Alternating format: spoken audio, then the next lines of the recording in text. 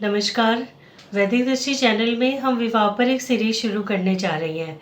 इसमें विवाह से संबंधित जितने भी सवाल हैं उन्हें हम अलग अलग टॉपिक में कवर करेंगे, जैसे कि विवाह कब होगा, समय से होगा या डिले होगा, यदि डिले होगा तो कितना डिले होगा।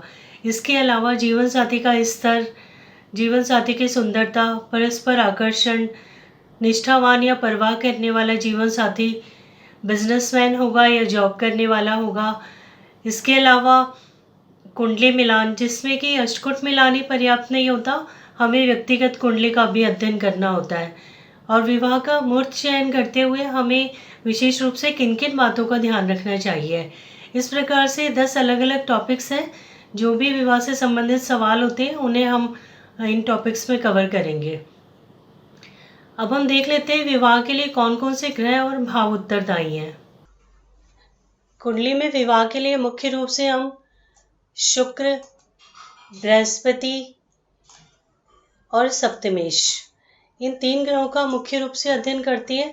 सप्तमेश जो कि सप्तम भाव का स्वामी होता है, यानी कि सप्तम भाव में जो राशि स्थित होती है उस राशि के स्वामी को सप्तमेश कहती है। इसलिए हमें सप्तमेश का अध्ययन प्रमुख रूप से करना होता है।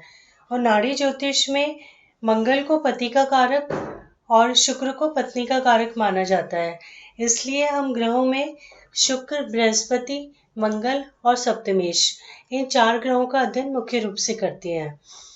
भावों में है कुटुंब भाव, जो कि द्वितीय भाव है।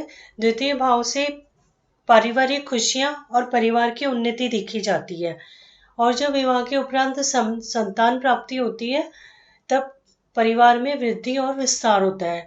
इसलिए हमें द्वितीय भाव का अध्ययन करना चाहिए। इसके बाद सुख भाव, जो कि चतुर्थ भाव है। इस भाव से माता, भूमि और वाहन के सुख के साथ साथ पारिवारिक सुख और वैवाहिक सुख भी हमें इसी भाव से देखना होता है। पंचम भाव, जो कि संतान भाव है। वैवाहिक जीवन के लिए संतान प्राप्ति महत्वपूर्ण है, इसलिए पंचम भाव का अध्ययन किया जाता है। और पंचम भाव प्रेम संबंध का भी भाव है, इसलिए हमें पंचम भाव का अध्ययन मुख्य रूप से करना चाहिए। सप्तम भाव, जो कि जया भाव है।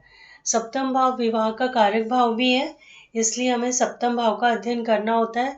सप्तम भाव से वैवाहिक जीवन, वैवाहिक संबंध कैसे रहेंगे, ये सब हमें सप्तम भाव से ही पता चलता है। अष्टम भाव, जो कि मांगल्य भाव है। मांगल्य भाव का अध्ययन स्त्री की कुंडली में विशेष रूप से किया जाता है, क्योंकि इससे विवाह की आयु का पता चलता है। द्वादश भाव, जो कि शयन सुख का भाव है। इस भाव का अध्ययन भी कुंडली में महत्वपूर्ण है। इसलिए हमने देखा कुंडली में द्वितीय भाव, चतुर्थ भाव, पंचम भाव, सप्तम भाव, अष्टम भाव और द्वादश भाव, इन भावों का अध्ययन मुख्य रूप से करना चाहिए। आने वाले वीडियो में हम प्रॉमिस ऑफ मैरिज देखेंगे, यानी कि विवाह के योग कुंडली में किस प्रकार देखे जाते हैं, ये हम नेक्स्ट वीडियो में देखेंगे।